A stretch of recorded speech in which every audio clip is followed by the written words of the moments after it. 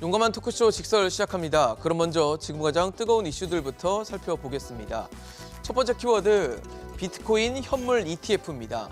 최근 미국에서는 비트코인 현물 ETF가 승인됐지만 금융당국은 국내에서는 불가하다는 방침을 재확인했습니다. 금융위원회는 국내 투자자가 해외 상장된 비트코인 현물 ETF에 투자하는 안이나 국내 비트코인 현물 ETF 출시 필요성에 대해 추가로 검토하지 않기로 했는데요. 금융위는 지난 11일 국내 증권사가 해외 상장된 비트코인 현물 ETF를 중개하는 것은 자본시장법 위반 소지가 있다는 유권 해석을 내놨습니다. 금융당국은 미국에서 ETF가 출시됐으니 국내에서 판매나 출시할 필요가 있는지 등을 논의했지만 투자자 보호가 더 중요하다는 것으로 입장이 정리된 것으로 알려졌는데요. 금융위 관계자는 미국은 우리나라와 법 체계 등이 달라 미국 사례가 우리에 바로 적용하기는 쉽지 않다고 설명했습니다. 두 번째 키워드, 홍콩 ELS 쓰나미 시작입니다. 홍콩 ELS 상품의 대규모 손실 우려가 현실화되고 있습니다. 은행권에 따르면 5대 은행에서 판매된 홍콩 H지수 기초 ELS 상품 가운데 지난 12일까지 1,067억 원의 원금 손실이 발생했는데요. 이 기간 만기 도래한 원금 규모를 고려하면 전체 손실률은 50.7% 수준입니다. 지난해 하반기 확정된 손실액 82억 원까지 더하면 홍콩 H지수 ELS 관련 원금 손실액은 5대 은행에서만 6개월 사이 1,149억 원에 이르는 것으로 나타났습니다. 기초자산으로 삼은 지수에 연계돼 투자 수익이 결정되는 ELS는 만기시 기초자산 가격이 일정 기준 밑으로 떨어지면 원금 손실이 불가피한데요.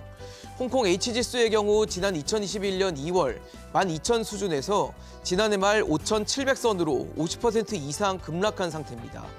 올해 상반기 만기 도래를 앞둔 관련 상품 규모만 10조 2천억 원으로 H지수 급등이 없다면 절반 가까운 5조 원대 손실이 날 수 있다는 전망이 나오고 있습니다. 세 번째 키워드, 은행 성과급 돈잔치입니다. 올해 주요 시중은행들의 임금 인상률과 성과급 규모가 지난해보다 축소됐지만 돈잔치 비판을 불식할 수 있을지는 미지수입니다. 금융권에 따르면 국내 5대 은행 가운데 하나은행을 제외한 은행들이 지난주까지 올해 임금 단체 협약을 타기로 했는데요. 이들 4개 은행 가운데 4개 은행의 올해 임금 인상률은 일반직 기준으로 지난해 3%에서 1%포인트 낮아진 2%로 결정됐습니다. 지난해 평균 300%를 훌쩍 넘은 경영 성과급은 올해는 200%대 수준에 그쳤는데요. 은행들은 올해 경영 여건이 악화할 것으로 보고 임금 인상률과 성과급 책정에 비교적 보수적인 태도를 나타낸 것으로 알려졌습니다. 지난해 사상 최대 실적을 기록했지만 올해는 금리 인하에 따른 이자이익 감소 등으로 그에 비례해 이 직원 보상을 확대하기는 어렵다는 기조인데요. 여기에 전 사회적인 상생 요구에 따른 여론 눈치 보기도 일부 작용했다는 해석이 나오고 있습니다. 네 번째 키워드, 63cm 때문입니다. 경기 김포의 한 아파트가 고도 제한보다 63cm 높게 지어져 입주 승인을 받지 못하게 됐습니다. 경기도 김포시에 따르면 고촌읍 신곡리 김포 고촌역 지역주택조합 아파트는 8개 동 399세대 규모로 건설됐는데요. 김포공항과 3-4km 떨어진 이 아파트는 공항시설법상 고도 제한에 따라 57.86m 이하 높이여야 하지만 7개 동의 높이가 이보다 63에서 69cm 높게 지어진 탓에 김포시의 사용 허가를 받지 못했습니다. 그러면서 지난 12일 입주 개시를 맞았지만 아무도 입주하지 못했는데요. 아파트 높이를 낮추려면 승강기 탑과 관련한 재시공이 필요해 빨라도 2개월 이후에나 입주가 가능한 것으로 알려졌습니다.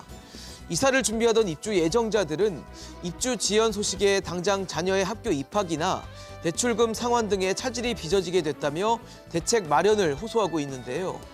김포시는 시공사가 이들에게 임시 거처 마련이나 이사 계약 위약금 지급 등 보상책을 대대로 이행하는지 감독하는 한편 이번 사태를 초래한 시공사를 주택법 위반 혐의로 경찰에 고발할 예정입니다.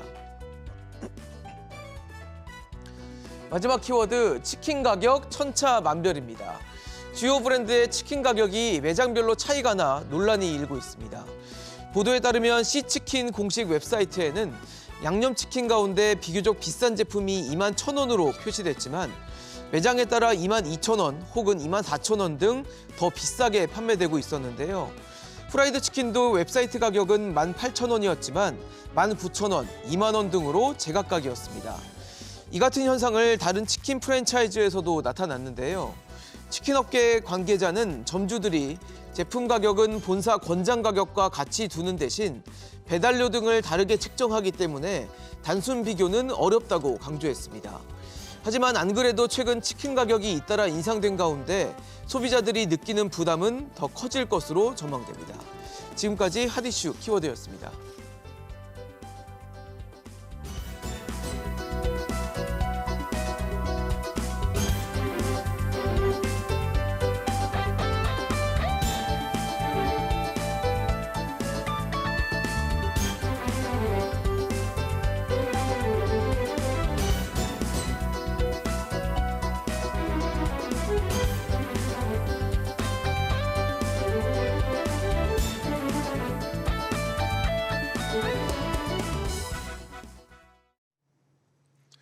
정부와 여당이 서민과 소상공인들을 대상으로 신용 사면을 추진합니다.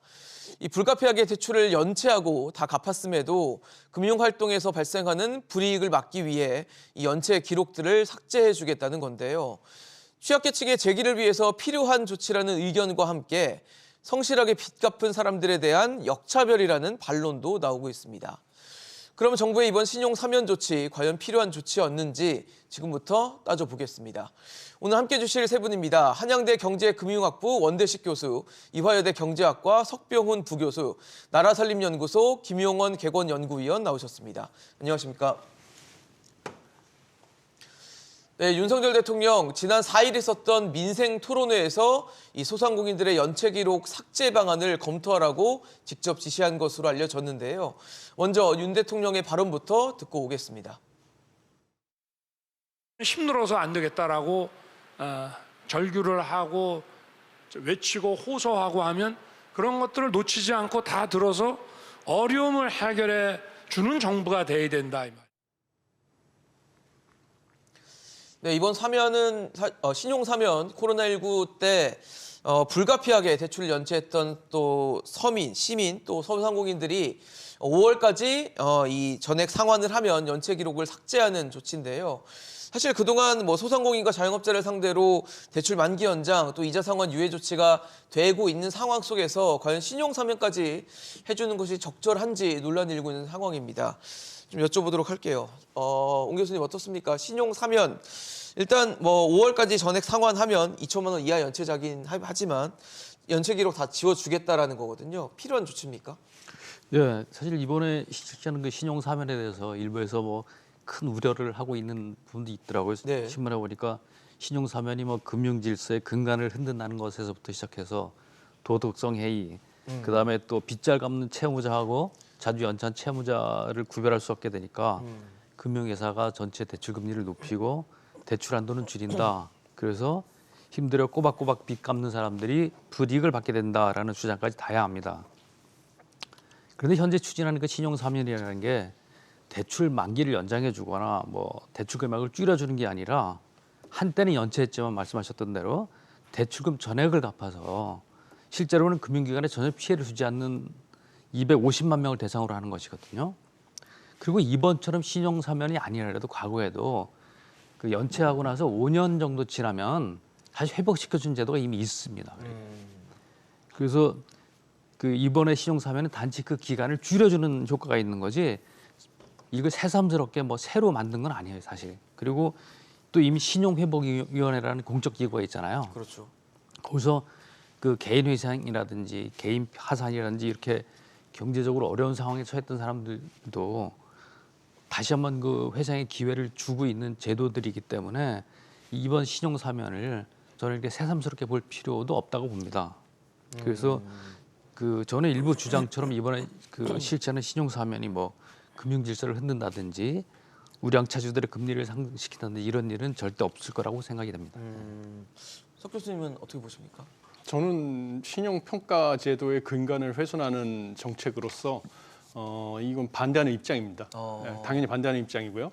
지금 신용평가 점수라는 것이 있는데요. 네. 이것은 그동안에 그 차주들이 원금과 이자를 얼마나 성실하게 상환했느냐를 바탕으로 그 차주들에게 신용평가 점수를 부여하게 돼 있습니다. 그렇죠. 그다음에 이 신용평가 점수를 바탕으로 금융기관들이 대출 한도를 정하고요. 차주별로. 그다음에 가산금리를 정하게 돼 있습니다.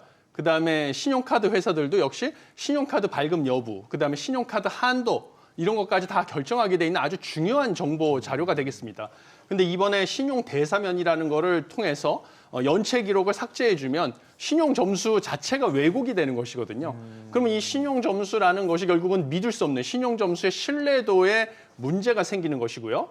그다음에 당연히 과거의 연체 이력 정보를 갖다가 신용 점수에도 반영을 했고요. 그다음에 5년 동안 일반적으로 최장 5년간 연체 이력 정보를 갖다가 활용을 했는데 그럼 이 5년 동안 신용 점수가 깎이고 그다음에 연체 이력 때문에 내가 금융거래에 제한을 받는다는 것이 있어야만 그것이 무서워서라도 더 성실하게 원금과 이자를 상환할 유인이 있었던 것입니다. 근데 이걸 툭하면 사면을 해주니까 당연히 연체를 해도 때가 되면 알아서 사면을 받겠구나. 이러니까 도덕적 해이 문제가 발생을 하는 것이고요. 과거에도 수차례 이런 게 있었다. 그러니까 이번에도 해줘도 된다. 이런 것은 당연히 도덕적 해이를 더 심화시키는 것입니다. 그렇죠? 왜냐하면 이미 지금 2000년 이후에만 해도 2000년 IMF 외환위기 이후 2회 있었고요. 그다음에 이번에 코로나 위기 때 이 전 정권에서도 한 번, 이번에도 또 있었으니까 벌써 4회가 있는데요. 그러면 이게 벌써 반복적으로 이런 일이 생긴다는 것은 금융 소비자들 입장에서 봤을 때 원금과 이자를 상환하지 않아도 연체 이력이 뭐 조만간 또 이런 사람들이 많아지면 지워주겠구나 하니까 당연히 원금과 이자를 성실하게 상환할 유인이 떨어지는 것이고요. 금융회사 입장에서도 신용 점수를 바탕으로 가산금리와 대출 한도를 설정해야 되는데 신용 점수 자체를 믿을 수가 없고 그러면 이걸 바탕으로 가산금리와 대출 한도를 정해줬으면 당연히 이 연체 이력이 없어진 좋은 신용 점수가 상승된 걸로 받았는데 실제로는 또 원금과 이자를 제대로 상환하지 못할 수 있는 부실 차주들이 부실 대출을 받게 돼서 대출의 부실화율이 올라가게 되고 그러면 이게 디폴트가 늘어나면 당연히 가산금리라는 것은 소위 말하는 경제학에서는 디폴트 프리미엄입니다. 부도 프리미엄이기 때문에 가산금리는 올라가고 그러면 이거는 모든 금융 소비자들에게 부담이 전이될 수밖에 없는 것이죠. 이거 경제학의 기본 원리입니다. 그러니까 모든 피해는 금융 소비자들한테 전이되는 것이기 때문에 이것은 당연히 신용평가제도의 근간을 훼손하는 것입니다. 저는 반대하는 입장입니다. 그렇군요. 신용평가제 점수를 근간을 흔들고 왜곡하고 또 혹은 이제 도덕적 해이까지 불러올 수 있다라는 의견을 주셨는데 김용원 위원님께서는 어떻게 보십니까? 일단 뭐 현재 여건을 좀 고민을 해봐야 될 것 같고요. 기본적으로 사실 이제 코로나를 거치면서 소상공인 자영업자 대출 좀 많이 늘어난 부분이 있습니다. 그렇죠. 예. 근데 이제 문제는 이제 코로나가 사실 작년에 이제 팬데믹에서 엔데믹으로 전환되면서 여기 좀 경기가 좀 회복되길 좀 기대했은 측면이 있는데 잘 안 됐죠, 사실은. 지금 사실은 그래서 이제 많은 자영업자분들의 재무 상태 좀 안 좋은 것도 사실입니다.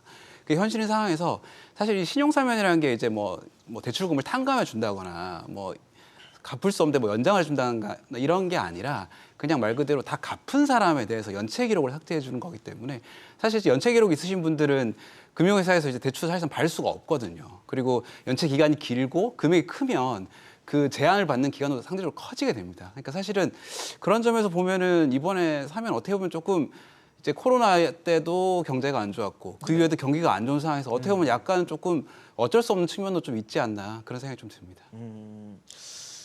글쎄요. 지금 어떻게 보느냐에 따라서 굉장히 좀 의견이 달라지고 있는데 지금 석 교수님은 그렇게 말씀을 주시잖아요. 신용평가 점수를 좀 왜곡할 수 있다. 어쨌든 기록을 지워준다는 게 어쨌든 전체적인 신뢰도를 좀 떨어뜨리는 요인이 된다고 말씀을 주시는데 어떻게 보십니까? 글쎄 뭐 이게 만약에 아까 말씀하셨듯이 은행 이런 데다가 손실을 끼쳐서 손실들을 높이면은 금리를 올리는 그런 계기가 되지만 아이러니컬하게도 이제 금융기관 입장에서는 이렇게 다 갚은 고객들은 오히려 더 큰 이득이 됩니다. 왜냐하면 정상이자하고 연체이자하고 차이가 굉장히 크거든요. 네. 그래서 만약에 연체를 하고 나서 빚을 다 갚는다. 그럼 속으로는 좋아할 수도 있어요. 수입이 훨씬 늘어나니까. 지금 그 최고 금리가 한 20% 되잖아요. 그렇죠. 정상이자 뭐 한 최고 3, 4% 되는데 그래서 이 성실 상환자 역차별 논란이 생길 수 있지만 이미 이런 사람들은 자기가 그 연체했던 데 대한 대가랄까 이런 것들을 그 연체이자로 지불을 했기 때문에 그리고 이미 다 갚았기 때문에 네네. 또 5년이 지나면은 또 기록이 삭제되거든요. 그걸 조금 당겨준다 그래서 신용 질서가 뭐 무너지고 그러진 않아요. 제가 그 감독원의 신용 평가를 갖다가 10년 동안 담당했었거든요. 네네네. 그 신용 평가 우리 레코드를 가지고 해보면은 그런 연체 기록들이 일부 작용해서 당연히 뭐 개인들 신용 평가에 들어가죠. 그렇지만은 이번 이 250만 명 정도 이 조치가 우리나라의 뭐 신용 질서를 흔들 수 있고 뭐 이러지는 않는다고. 물론 이제 경제학적인 논리로 볼 때는 네네. 당연히 뭐 그 방정식상에서 그렇게 나올 수 있다 하지만 네네. 실질적으로 저는 이런 분들은 좀 구제를 해줘서 같이 좀 갈 수 있는 이런 걸 기회를 주는 게 좋다고. 사실 뭐 정치인이나 그 경제인들도 사면해줘서 정상적인 활동을 해줄 수 있게 해주잖아요. 이게 이제 우리가 사회 안전망도 그 구축하는 거고 또 공동사회에서 같이 살아가는 어떤 그 기회를 만들어주는 차원이라고 보면 될 것 같습니다. 교수님, 근데 여기 지금 보면 대상자가 2천만 원 이하 연체자예요. 네네. 올해 1월까지 네, 네, 네. 2021년 9월부터 올해 1월까지 2천만 원 이하 연체자인데 항상 이렇게 기준을 두면 논란이 있잖아요. 그 선상에 있는 분들이 항상 논란이 좀 돼요. 연체액이 뭐 누군가는 2,100만 원인데 나는 그러면 뭐 100만 원 더 했다고 연체를 짊어지고 가야 되고 누군가는 연체를 지어주고 이러면 여기서 형평성 문제가 항상 문제가 불거지잖아요. 어떻게 그렇죠. 그게 항상 이제 차상위 계층이라는 게 그렇죠. 있잖아요. 항상 선을 예, 정하면 예, 거기서 예, 문제가 예. 생기는데 근데 그거는 뭐 제도를 만들 때 어쩔 수 없다고 봅니다. 그 왜냐하면 가장 그 최대 사람들이 또 가장 큰 데미지를 안 주는 차원에서 그 숫자들을 고르는 거기 때문에 그 모집단을 구할 때 그걸 차상위 계층까지 다 고려하다 보면 또 그 차상위 그 위에 또 계속 올라가기 때문에 그거는 뭐 어쩔 수 없는 불가피했다. 네, 에러 텀이라고 이해를 하셔야 될 것 같습니다. 교수님 앞서 뭐 신용 평가 제도의 근간을 흔든다 그리고 또 도덕적 해이에 대한 우려도 함께 해주셨는데 사실 이런 제도가 나오면 항상 도덕적 해이 우려가 나올 수밖에 없고 제가 아까 여쭤봤던 그 2천만 원이라는 어떤 선에서의 어떤 형평성 문제가 항상 불거질 수밖에 없거든요. 근데 그런 걸 논란을 만약에 의식한다면 이런 건 아예 할 수가 없는 제도 아니겠습니까? 어떻게 보세요? 그렇죠. 저는 이런 제도 자체를 바람직하지 않다고 줄곧 밝혀왔던 입장이고요. 하지 말아야 된다고 보시는 예, 어차피 왜냐하면 애시당초 이런 식으로 사면을 해줄 거였으면 아까도 말씀드렸다시피 빚을 다 갚았으면 연체 기록을 못하라 5년 동안 유지를 합니까? 예. 뭐 빚 갚은 사람은 연체 기록을 유지하지 말았어야죠. 그러면 5년 동안. 5년 동안 연체 기록을 유지해서 금융거래에 제약을 두기로 한 것은 그만큼 연체를 하지 말라고 하는 강력한 유인을 주기 위해서 이런 시스템을 사회적 합의를 거쳐서 만든 것입니다. 그러면 그 시스템을 그대로 유지를 해야지만 금융제도의 안정성이 유지가 되는 건데요. 그냥 뭐 특정 이벤트에 따라서 이런 거를 갖다가 툭하면 사면을 해준다. 그럼 어떤 사람은 혜택을 받고 어떤 사람은 시절 잘못 만나서 혜택을 못 받아서 그렇죠? 지금 2000년에 혜택을 받았는데 2021년에 혜택을 받은 사람들이 또 생기니까 그 사이에 5년 동안 불이익을 받았던 사람들이 또 있습니다. 그러면 당연히 형평성 논란이 있는 것이고요. 이번에도 2천만 원을 기준으로 또 형평성 논란이 생기지 않습니까? 그러니까 당연히 무슨 사회적 합의를 거쳐서 제도가 탄생을 했으면 그 원칙에 대해서 엄격하게 유지를 해야지 사면이라는 걸 이용해서 이렇게 선심성으로 어떤 계기에 이런 사람들만 이 기준선 이하로만 사면을 해준다. 이런 것은 항상 공정성의 논란을 일으킬 뿐만 아니라 금융 안정성도 저해를 하는 것이기 때문에 바람직하지 않다. 저는 이렇게 보고 있습니다. 의원님 어떻게 보세요? 뭐 사실 이제 교수님 말씀하시는 부분이 논리적으로 맞는데 다만 이제 그 당국 우리 국내에서 어찌할 수 없는 부분들이 있습니다. 그러니까 신용사면 같은 경우는 지금 이제 이번에 하게 되면 4번째인데요. 예. 이제 앞에 2번이 이제 IMF 직후였고, 그렇죠. 그다음에 이제 코로나 때, 그리고 이제 이게 어떻게 보면 코로나 연장선상에 있는 건데, 그러네요. 그러니까 누구나 이해할 수 있는 상황이라는 것도 사실 어떻게 보면 사회적인 합의인 거거든요. 저는. 네, 그러니까 뭐 다만 이제 이번에 사면이 그래서 꼭 적절한 것이다 이런 부분은 조금 얘기는 다를 수 있습니다. 말씀하신 대로 그 기준이 과연 적합한 것인가 이런 부분 분명히 논란이 있을 수 있습니다만 다만 지금 이제 우리가 겪었던 이 경제 상황 자체가 그럴 수 있을 만한 상황이 아닌가 이런 동의는 좀 얻을 수 있지 않나 그런 생각은 있습니다. 현 상황이 너무 어렵다. 네. 그럼 소위 말하는 우리가 왜 아까 외환위기 때 2번을 했었고 사실 이번도 코로나 시기랑 연장선상에 있다고 봤을 때는 코로나 시기에 2번이란 말이에요. 그러면은 어떻게 보면 외환위기와 코로나 정도의 위기 그 정도 상황에서는 이 정도 사면은 해도 된다라고 저희가 좀 이해를 해야 될까요? 뭐 이 정도 상황이 이제 어떤 것인지 이제 사람마다 좀 평가가 다르겠죠. 예, 하지만 이제 그 누구나 경제가 많이 좀 어렵다고 느낄 정도고, 그리고 사실 이제 코로나 때는 거의 셧다운 상태였으니까요. 예, 그런 점을 감안하면은 뭐 이번에 신용 사면 같은 경우는 어느 정도 조금 사람들에게 일리가 있다고 받아들여지지 않을까 생각합니다. 제가 한 가지 말씀드리고 예, 싶은 예, 건 예. 지금 누구나 네. 뭐 이런 거 너무나 자의적이지 않습니까? 이거 자체가 이렇게 누구나 어렵다고 생각한다. 뭐 이런 것 자체가 너무나 자의적이기 때문에 이런 것이 바로 정책의 불확실성을 키우는 것이죠. 예, 정책을 이렇게 불확실하게 만들어가지고 하게 되면 시장 참여자들 입장에서는 당연히 이 정책의 불확실성으로 인해서 의사결정도 제대로 하기 힘든 이런 어려운 상황에 처하게 될 수 있기 때문에 정책이라는 것은 한번 무슨 제도가 확립이 됐으면 원칙에 따라서 그 컨시스턴트하게 일관되게 유지를 하는 것이 중요하지, 뭐 이렇게 누구나 어려운 것 같지 않냐 지금. 그러면 당연히 도와줘야지. 이런 식으로 얘기를 해가지고 이럴 때는 사면해주고 저럴 때는 사면해주고 2천만 원 이하는 어려운 것 같으니까 사면해주고 높은 사람들은 안 된 것 같 안 되니까 사면해주면 안 되고, 이런 식으로 주먹구구식으로 한다고 하는 것 자체가 불확실성을 키우는 일입니다. 근데 아마 정부와 당국에서는 그렇게 보는 것 같아요. 이번에 어쨌든 연체를 하고 대출을 하고 상환하고 연체하고 이런 과정들이 코로나19라는 어떤 우리가 예상하지 못했던 시기 그리고 모멘텀 때문에 시작이 됐고, 그 과정에서 자영업자와 소상공인들에게 어쨌든 정부가 뭐 인위적으로 좀 강제한 부분들이 있잖아요. 뭐 출입을 못하게 한다든지 인원수를 제한한다든지 시간을 또 제한한다든지 뭐 이런 것들이 있었기 때문에 그것에 대한 리스크에 대한 부담을 좀 덜어줄게, 우리가 리스크를 너네한테 떠안겼으니 이걸 좀 우리가 경감해줄게, 이런 취지에서 볼 수는 없는 문제인가요? 그러니까 그런 취지로 지원을 할 거였으면 차라리 뭐 재난지원금이나 이런 식으로 보조금을 직접적으로 지원을 한다든지, 네네. 아니면 뭐 전기요금이나 이런 식으로 이 비용을 절감해주는 방식으로 보조금을 지원하는 방식으로 정책을 하는 것이 맞지, 거기에다 대고 연체 이력을 없애주겠다. 이런 식으로 엉뚱하게 신용평가 점수를 왜곡하는 방식으로 하는 것은 다른 방식으로 다른 국민들에게 피해가 전이될 수 있기 때문에 정책의 수단이 잘못됐다고 보는 것이죠. 방법이 좀 잘못됐다고 보시는군요.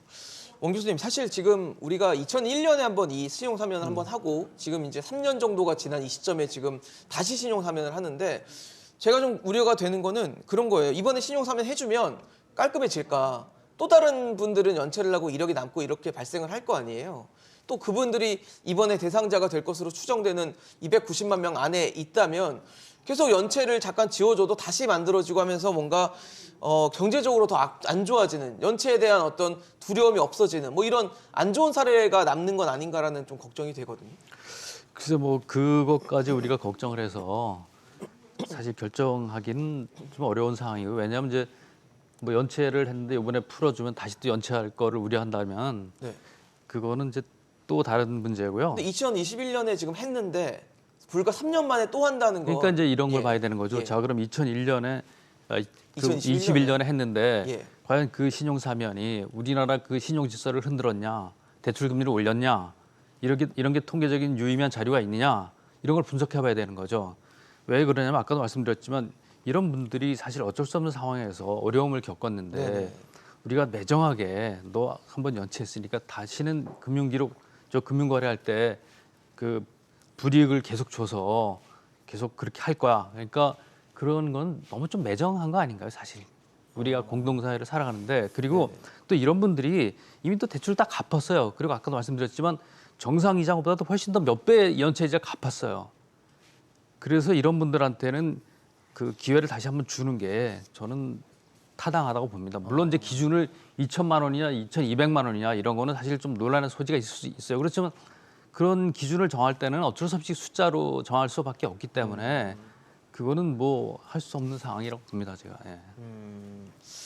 글쎄요, 어떻게 아마 석 교수님 반대하실 것 같긴 한데 매정하다라는 표현 자체가 이제 아마 또 아까 자의적이고 감정적이라고 얘기하지 않을까 싶으실까 싶으면서도 일단 위원님께 좀 여쭤볼 거는, 그러면 이번에 290만 명에 대한 신용 사면을 만약 한다, 이제 이행이 돼서 이분들의 연체 기록이 싹 지워지면 또 이런 일이 반복하지 않을 수 있을까라는 우려가 좀 되는 거거든요. 아까 말씀하신 대로 지금 뭐 누구나 경제가 안 좋다고 인식을 한다고 말씀 주셨으니까 그럼 앞으로 경제가 계속 안 좋은 지금 상황인데 그럼 또 연체 기록은 누군가는 계속 쌓일 것이고 거기서 또 뭔가 금융활동에 제약을 받게 되는 케이스들이 나올 거란 말이에요. 그러면은 그때가 되면은 야 경제가 어렵지 않냐 다 해주자 또 이렇게 나오는 건 아닌지 반복적인 어떤 행위가 되는 건 아닌지에 대한 우려가 좀 나오는 거거든요. 뭐 지금까지 있었던 신용 사면이 이제 4번이 있었는데 사실 이제 돌이켜 보면 이제 한 5년 정도 동안 한 4번 정도 있었던 셈이죠. 그렇죠. 사실은. 네. 예. 근데 이제 그 4번이 결국 2번이 IMF였던 거고 2번 이번 이제 코로나19였던 셈인데요. 저는 이제 사실은 기본적으로 이제 교수님이 말씀하시는 그런 이제 신용 평가의 어떤 기본적인 근간을 해치는 행위다라는 거에 대해서는 저도 일정 동의하고요. 논리적으로 맞습니다. 그렇기 때문에 사실 이게 남발되어서는 안 되죠. 그리고 임의적으로 진행되어서도 안 됩니다. 당연히. 그러니까 우리가 이제 IMF와 코로나19는 공통점이 하나 있죠. 그러니까 누구도 예측하지 못했던 약간 외부적 요인이라는 겁니다. 그러니까는 뭐 흔하게 뭐 예를 들면 올해는 뭐 내수가 안 좋으니까 수출이 안 되니까 뭐 경제 성장이 잘 안 되니까 이런 이유로 신용 사면을 진행하는 건 사실은 좀 맞지 않다고 보고요.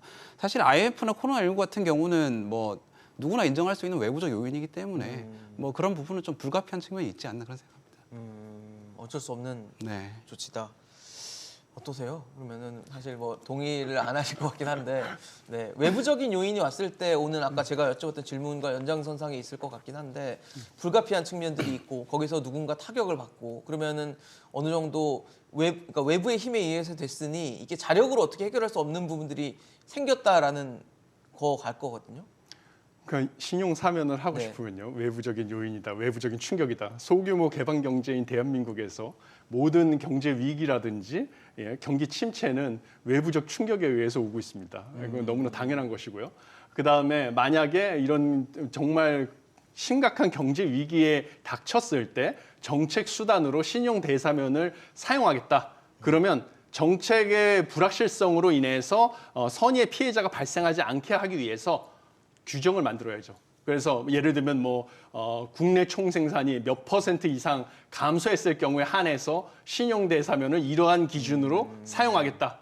이렇게 정책을 규정으로 투명한 기준을 만들어 놓으면 그거에 의해서 불확실성이 사라지겠죠. 그런데 그런 게 아니라 지금 뭐 이번에는 최대 규모로 해주겠다. 뭐 언제는 뭐 이런 식으로 몇 천만 원 이하로만 해주겠다. 그때 뭐 매정하지 않게 하겠다. 이런 식으로 나오는 것은 이것은 정말 너무나 불확실성을 키우는 이런 것이고요. 예, 그동안 성실하게 원금과 이자를 상환한 사람들에게 상대적인 박탈감을 주는 그런 정책이라고 보고 있습니다.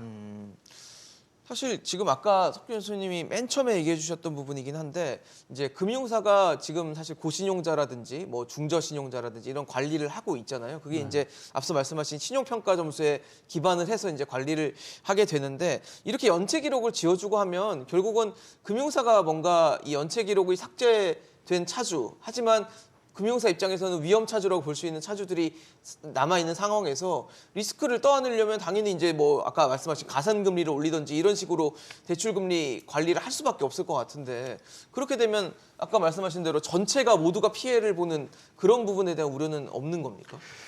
뭐 그런 우려를 조금 해볼 수는 있겠죠. 예. 그렇지만 실질적으로 우리나라 그 금융기관의 리스크 관리 능력이 그렇게 뭐 생각하신 것처럼 만만하게 이렇게 쉽게 이루어지지는 않아요. 그 대출 평가라든지 이런 걸 할 때 세세한 자료까지 다 보고 그 사람의 소득이나 담보 능력이라든지 뭐 이런 것들을 보기 때문에 네. 그 순간에 연체 이력이 좀 지워졌다 그래서 그 차주 평가를 하는데 이게 큰 영향을 미쳐가지고 뭐 부실 확대를 키운다든지 이게 뭐 금융기관에 흔들릴 정도로 아까 그 어떤 우려처럼 신용 질서를 흔들릴 정도로 뭐 이렇게 데미지를 주리라고 저는 제 경험상 네. 그럴 일은 절대 없다고 봅니다. 연체 이력을 지웠다고 그래서 예. 금융 시스템이 흔들리거나 네. 뭐 금융사 자체의 건전성이 흔들리는 뭐 예, 예. 리스크가 커지는 이런 요인으로 가지는 않을 거다. 네, 전 그렇게 봅니다. 그렇게 보세요. 예. 위원님은 어떻게 보십니까? 이런 부분은? 사실 그 우리 1금융권 기준으로 말씀드려 보면 자영업자분들이 일반 이제 어떤 기업에 다니는 직장인 급여 생활자 같이 신용대출을 받는 건 현실적으로 거의 불가능에 가깝습니다. 왜냐하면 자영업자분들의 일단은 그 재무제표를 신뢰하지 않고요, 기본적으로. 그렇기 때문에 대부분의 1금융권에 있는 자영업자분들에 대한 대출은 신용보증재단의 어떤 보증을 기준으로 그걸 담보로 대출 나가는 경우가 많기 때문에 사실은 저도 이제 아까 그 옹 교수님 말씀하신 것처럼 이력 삭제 정도만으로 사실은 이제 그게 단번에 신용평가가 굉장히 등급이 좋아져서 뭐 대출이 잘 나온다거나 금리가 좋아진다거나 하기는 현실적으로 좀 어려운 부분이 있고요. 왜냐하면 신용평가 모형 자체에 뭐 직업이라든지 재산이라든지 이런 부분이 다 반영이 되게 되어 있습니다. 네. 그런 걸 감안하면 사실은 뭐 그럴 수는 있겠죠. 이제 이금융권 같은 경우에는 사실은 이제 뭐 약간 대출이 좀 더 쉽기 때문에 가능할 수 있습니다만, 근데 현재 이금융권 자체가 이제 연체율이 조금 높은 상황이라서 그러니까요. 신용 사면을 해준다고 해도 과연 이제 자영업자분들한테 그렇게 조금 대출에서 굉장히 뭐라고 할까 개방적으로 유연하게 나올 수 있을지는 조금 미지수로 생각합니다, 개인적으로. 말씀하신 대로 이금융권 뭐 이제 상호금융이나 네네. 저축은행이나 뭐 이런 곳이 이제 대부분 대체적으로 이금융권을 차지하고 있는데 그런 곳에서 지금 연체율이 높고 저축은행 같은 경우는 또 지난해 적자를 계속 보고 있는 상황이잖아요. 이 상황에서 뭔가 이런 신용 사면 그리고 이런 연체 기록 삭제가 혹시 불난데 기름 붓는 뭐 그런 상황이 되는 건 아닙니까? 근데 이제 이럴 수는 있겠죠. 그러니까 정말 극단적으로 생각하면 네. 신용 사면 때문에 이제 신용 등급이 다 높아졌어요, 대부분. 예. 근데 그런 상황이면은 이제 이금융권에서 이렇게 판단을 하겠죠. 대출을 막 해주자가 아니라 오히려 더 조심해야겠다라고 판단을 할 가능성이 크다는 겁니다. 지금 연체율이 높기 때문에. 근데 더 조심하자라는 거는 사실 금리를 높이자라는 걸로도 조심하자가 갈수 근데 있는 거 이제 아닙니까? 그럴 수 있죠. 금리를 높여서 할 수 있지만은 예. 연체율이 높은 상황이라면은 높은 금리를 해서 고객을 끌어들이기보다는 연체율을 낮추는 방향으로 아마 정책할 가능성이 크다고 보고요. 아예 받지를 말자. 네네. 뭐 이런 식으로. 그러니까는 뭐 다른 평가 요소들이 많기 때문에 네. 그 요소들을 다 충족한 차주한테만 대출을 해주는 결과를 낳겠죠. 그럼 대출 받을 수 있는 차주가 줄어들겠네요. 네, 그럴 수도 있습니다. 그럼 경제가 더 안 좋아지는 거 아닙니까? 뭐 그건 좀 다른 문제겠죠. 다른 문제인가요? 네. 석 교수님은 어떻게 보셨어요? 좀 들어보셨잖아요. 예. 뭐 저만 의견이 다른 것 같은데요. 네, 네. 예. 뭐 일례로 제가 근거를 말씀드리면요. 가장 최근에 2021년에 신용 대사면이 있었습니다. 코로나19로. 예. 그 당시에 개인 기준 평균 신용 점수가 24점이 상승을 했습니다. 신용 대사면으로요. 24점이 얼마나 높은 점수냐면 1000점 만점이기 때문에요. 그렇죠. 2.4%가 상승한 거죠. 예, 신용 점수가. 그래서 이 신용 점수가 평균적으로 2.4%가 상승한 결과가 뭐 큰 영향을 미쳤을 거라고 판명이 되는데 자영업자 대출 잔액이 2021년부터 2022년 사이에 14.5% 증가를 했습니다. 네. 그렇죠? 대출 그다음에 잔액이. 2021년에 14.5% 전년 대비, 그다음에 2022년에 11.7% 증가를 했죠. 그 당시에. 사실 원래 그 코로나19 이후에 경기가 안 좋고 당연히 그러면 자영업자들이 매출이 늘어날 일이 없었는데도 불구하고 대출 잔액이 10% 이상 증가를 했다는 것은 신용 점수가 2.4% 상승을 했기 때문에 은행 입장에서는 대출을 받아갈 여건이 됐다. 여건이 됐다고 판단을 점수가 하니까 높아져서. 대출이 나갔다고밖에 볼 수가 없는 것이고요. 그러면 당연히 이번에도 신용 대사면으로 신용 점수가 상승할 것은 그때와 비교해 봤을 때 비슷한 수준으로 상승할 가능성이 크고, 네. 그러면 지금도 여전히 고금리의 영향으로 내수 소비가 올해도 침체될 것으로 전망이 되고 있지 않습니까? 그러면 자영업자의 매출이 늘어나지 않을 가능성이 큰데 신용 점수가 상승을 하니까 이걸 바탕으로 금융기관에는 이 2021년의 예와 마찬가지로 자영업자 대출이 늘어날 가능성이 크고요. 이것은 매출이 회복되지 않은 상황에서 대출이 늘어났으면 어떻게 되겠습니까? 상환을 당연히 못하겠죠. 상환을 못하겠죠. 그러면 연체율이 늘어날 것입니다. 연체율이 늘어나면 아까 뭐 그런 말씀하셨습니다. 금융기관 입장에서는 연체율이 늘어나면 연체이자 받는데 그거 상환하면 이득 아니냐. 연체이자를 받는 이유가 있습니다. 비용이 더 늘어나기 때문이죠. 그렇죠. 네. 부실 대출이 생기면 연체가 걸리면 그 대출 상환을 독촉하기 위해서 금융회사에서는 더 추가적인 비용이 들어가는 것이고요. 그다음에 부실화된 대출에 대해서 대손 충당금을 적립을 하기 때문에 그것도 역시 또 비용으로 잡히는 것입니다. 비용이 들어가기 때문에 연체 이자를 가산해서 받는 것이지 연체 이자 받으면 금융기관은 이윤이 늘어나니까 좋은 거 아니냐 이렇게 생각하는 의견에 저는 동의할 수가 없습니다. 그렇기 때문에 이번에 신용 대사면이라는 것은 당연히 평균 신용 점수 상승, 그다음에 영업 환경의 어려움에도 불구하고 자영업자 소상공인의 대출 증가, 이것은 향후 부실화율을 끌어올려서 결국은 이것은 모든 금융 소비자들에게 피해로 돌아갈 것이다. 저는 이렇게 보고 있습니다. 상당히 의견이 다르신데 과연 이 신용 사면이 필요했는지에 대한 논란 그리고 또 기준에 대한 논란은 당분간 좀 이어지지 않을까 싶고 사실 지난해 뭐 지지난해도 그렇고요 역대급 이자 장사를 했다라는 비판을 받았던 은행권이 최근에 2조 원 플러스 알파 규모의 상생금융안을 발표하기도 했습니다. 이 가운데 1조 6천억 원은 자영업자 소상공인들의 이자 환급으로 돌아가게 되는데 그러다 보니까 또 얘기가 나옵니다. 항상 이렇게 뭔가 기준을 잡고 누군가에만 이 국한된 제도가 나오면 항상 형평성 논란이 나오죠. 이자 잘 갚고 우리 대출 받아서 이자 꼬박꼬박 낸 직장인들 왜 빼냐 이런 목소리도 나오는데 어떻게 보십니까, 교수님?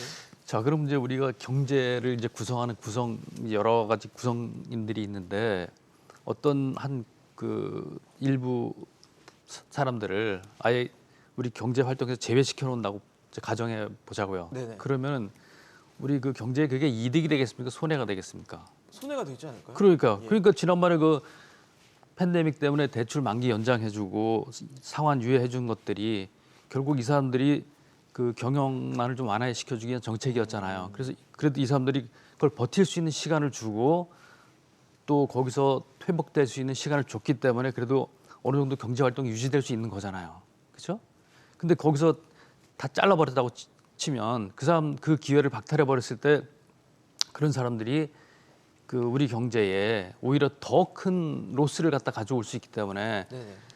이게 일부 좀 문제가 발생할 수도 있겠지만 더 큰 로스를 방지하기 위해서 이런 작은 조치들이 필요하다고 봅니다. 어떤 제도 간에 사실은 시행하게 되면 뭐 부작용이 있는 건 다 그 당연한 것 같아요. 왜냐하면 완벽한 제도가 없기 때문에 아까 말씀하셨듯이 우리 석 교수님이 경제 성장률이 뭐 몇 퍼센트 떨어지면 뭐 이렇게 근데 그것도 정할 수가 없는 게 하면. 그럼 예를 들어 3%로 치면 또 2.9는 뭐고 또 4는 뭐고 뭐 이렇게 또 나올 수 있잖아요 이게. 그러니까 왜 3%인지에 대한 얘기가 그 있겠죠. 규정이라는 게 사실 만들 때도 쉽지가 않은 겁니다. 그때 상황에 맞게 과연 지금 상황에서 이 조치가 그래도 좀 타당성을 갖고 여러 사람한테 혜택을 줄 수 있냐 없냐 이거를 판단해서 그 정책을 만드는 거지 획일적인 어떤 규정에 의해서 수학 방정식으로 꼭 그렇게 결정할 수는 없다고 봅니다. 그래서 의도치 않게 뭐 실수했거나 좀 열심히 노력했지만 어쩔 수 없는 상황이 됐을 때 그래도 이런 사람들 구제해가지고 우리 경제에 좀 도움이 될 수 있는 쪽으로 끌고 가는 게 저는 맞다고 봅니다. 근데 사실 이 상생금융안 같은 경우는 이자 장사를 많이 했으니 이걸 좀 내놔라, 사회에다 기여해라 이런 취지로 금융당국이 사실 압박을 한 케이스라고 보여지는데 자영업자 소상공인만 이자를 냈던 건 아니고 금리 영향을 받은 건 아니잖아요. 금리는 모두에게 영향을 주는 요소인데 거기서 직장인들이 빠지니까 왜 이 급여 생활자들은 다 빼버리냐 이런 얘기가 나오는 것 같거든요. 어떻게 보세요? 사실 뭐 그냥 단순하게 보면 지금 상생금융안이 좀 일리가 있는 것 같죠. 왜냐하면 코로나 때 뭐 영업 정지 때문에 피해를 자영업자들이 많이 입었는데 뭐 은행권은 상대적으로 이제 뭐 이익이 많이 났으니 그걸 돌려줘라 뭐 이러는 건데, 근데 이제 문제는 사실은 이제 대출 금리 4%는 개인 사업자 네네. 차주에게만 이제 돌려주는 거거든요. 근데 돌이켜 보면 코로나19 때 이 개인 사업자 외에도 사실은 뭐 본인의 이제 생업이 끊겨서 뭐 대출로 본인의 생계를 유지하거나 소득을 보존했던 분들도 있을 거란 말이에요. 꼭 개인 사업자 아닌 분들 중에서. 근데 그분들은 구제책이 없고 개인 사업자 대출 5% 넘는 분들한테만 구제책을 해준다. 이건 아무래도 형평성에 논란이 있을 수밖에 없죠. 예. 그러니까는 취지 자체는 뭐 단순하게 보면 아 그럴 수 있겠다는 생각이 들지만 사실은 좀 세부적인 정책적 고려가 조금 더 필요한 정책이 아닌가 그런 생각이 듭니다.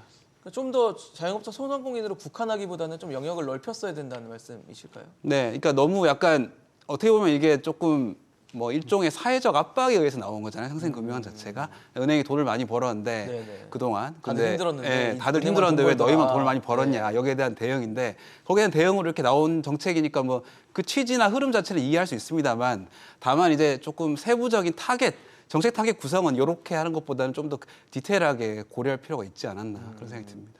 석 교수님은 이 부분은 어떻게 보세요? 캐시백? 예, 여기도 사실 여러 가지 문제가 있었는데요. 기본적으로 저는 한 가지 지적하고 싶은 것은 기준을 물론 당연히 지금 지적하신 것처럼 왜 소상공인 자영업자만 지원을 받아야 되냐. 뭐 이 여기서 직군별로 형평성의 문제가 하나 존재를 했고요. 그것은 여러분이 말씀하셨으니까 거기에 제가 추가적으로 보태지는 않고요. 또 다른 문제점은 방금 신용 대사면하고 똑같은 이유가 하나 또 있습니다. 네. 왜냐하면 기준이 연 4%를 초과하는 금리를 이자를 납부한 사람들을 지원을 해준 거죠. 맞습니다. 납부한 금융소비자. 네. 그런데 이것도 역시 마찬가지로 대출 금리를 높게 지불했던 사람들, 지불했던 금융소비자들은 무엇이냐면 신용 점수가 좀 낮았기 때문에 신용 점수가 좋지 않았기 때문에 가산 금리가 높아서 대출 금리가 높아진 거거든요. 그렇죠? 그럼 신용 점수가 왜 낮았냐? 과거에 원금과 이자를 성실하게 상환하지 않았다든지 아니면 뭐 매출액이 낮았다든지 뭐 소득이 낮았다든지 뭐 이런 여러 가지 이유로 신용 점수가 낮았기 때문에 가산 금리가 높아서 그 대출 금리가 4%가 초과된 거죠.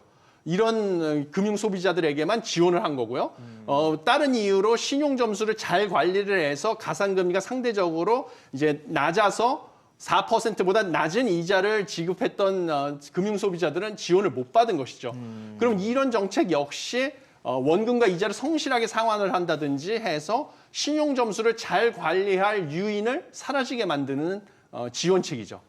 예, 그래서 이것도 역시 신용평가 제도를 좀 근간을 훼손할 수 있는 우려가 있다. 누가 신용 점수를 성실하게 관리를 할 유인을 좀 떨어뜨린다. 그래서 이런 점에서 바람직하지 않다. 저는 역시 이렇게 보고 있습니다. 글쎄요. 4%라는 숫자. 네, 교수님. 사실 신용 관리를 갖다가 네네. 이제 이런 신용 사면을 해줬다고 다음부터 내가 이제 신용 관리 대충 해야 되겠다 이렇게 생각하는 사람들이 저는 거의 없다고 보는데 왜냐하면 자기가 신용 점수를 잘 관리해야 대출 이자도 싸게 그 대출을 받을 수 있는데 일부러 내 신용 뭐 정부에서 어차피 사면해 줄 거니까 난 맘대로 할 거야 이렇게 해서 자기 연체 기록도 막 있다가 없어지고 그러면서 그 대출 이자를 굉장히 비싼 대출 이자를 물어가면서 그 대출을 받을 그런 상황이 되는데 그 언젠간 사면해 줄 테니까 또 이렇게 막 할 거야. 저는 이런 생각을 하는 사람이 과연 몇 명이나 있을까? 좀 사실 좀 궁금해요. 예, 거의 없다고 봅니다. 왜냐하면 당장 불이익이 되는데 앞으로 언제 어떤 사면을 시켜줄지는 모르잖아요. 그런데 그걸 막연히 기대하고 나의 신용을 갖다가 마음대로 관리한다? 이건 조금 좀 약간 좀 그 비약이 아닌가 이렇게 생각이 듭니다.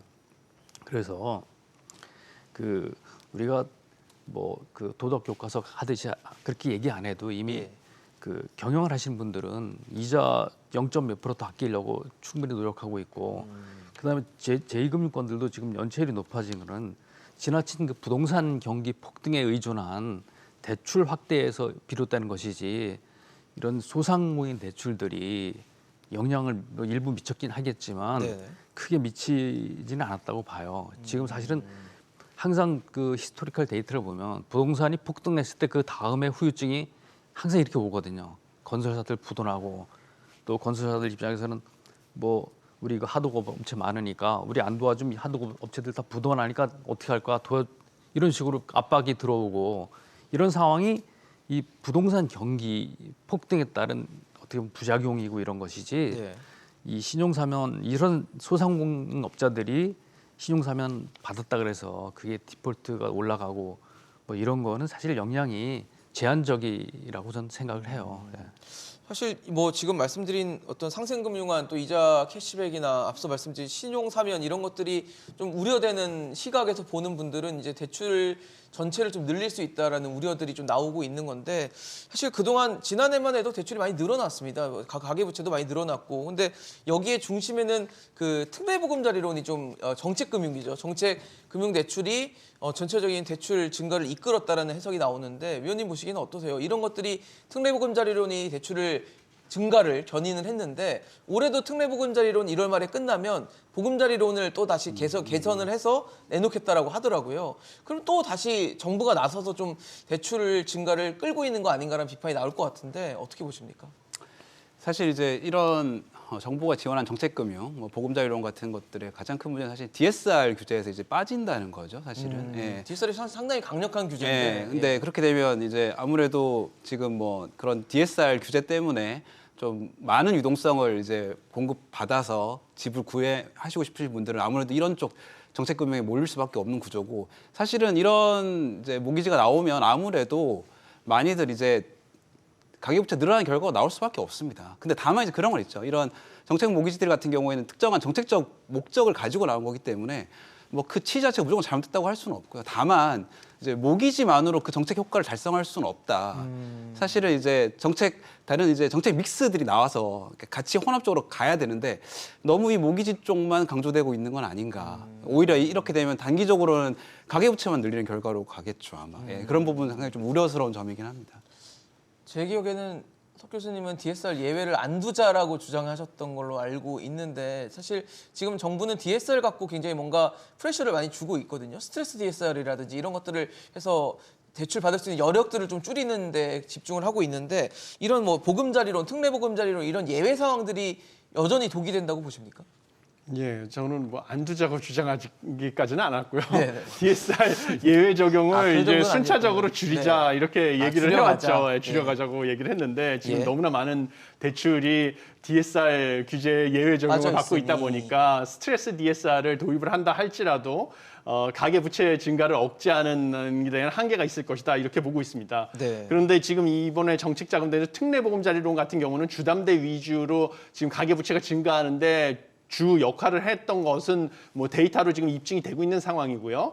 그렇지만 정책자금 대출 중에서도 신생아 특례 대출 같은 경우는 저는 지금 출산율과 혼인율이 급감하고 있기 때문에 신생아 특례 대출이랑 청년주택 드림 대출 같은 경우는 혼인율과 출산율을 높이는데 그 불가피하게 필요하다. 저는 이렇게 보고 있어서 찬성하는 입장이고요. 그거 외에는 뭐 전세자금 대출이라든지 그다음에 특례보금자리론 이런 것은 DSR의 예외 적용을 좀 단계적으로 축소할 필요는 있다. 그래야지 가계부채 증가를 억제할 수 있다. 저도 이렇게 보고 있습니다.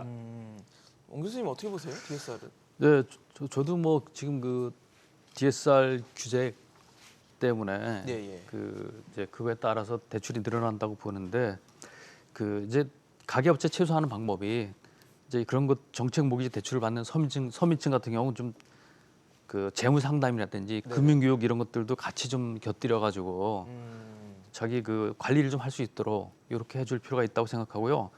또 이 석 교수님 말씀하신 그 부분도 찬성하는 부분이 있는데요. 제가 예. 이렇게 보니까 우리나라 출산율이 0.7명이라 가지고 CNN에서 북한에게 이은 한국의 새로운 적이라고 지적했더라고요. 그다음에 그 정도로 문제라는 거죠. 예, 뉴욕 네. 타임스 칼럼니스트 로스 다우저서트가 14세기 흑사병보다도 지금 더 심각한 인구 감소라고 한국을 갖다 이렇게 얘기를 했어요. 그러면 우리나라의 그 생존 미래가 달린 거잖아요. 가계대출 국가 문제가 소멸 아니고 얘기까지 나오더라고요. 이건 가계대출 예. 문제가 아니고 대한민국 미래가 달린 문제이기 때문에 이런 특정 목적을 위한 정책 모기지는 필요하다고 봅니다. 알겠습니다. 오늘 말씀 여기까지 듣겠습니다. 지금까지 원대식 교수, 석병훈 교수, 김용원 위원과 함께했습니다. 오늘 용감한 토크쇼 직설 여기까지입니다. 함께해 주신 여러분 고맙습니다.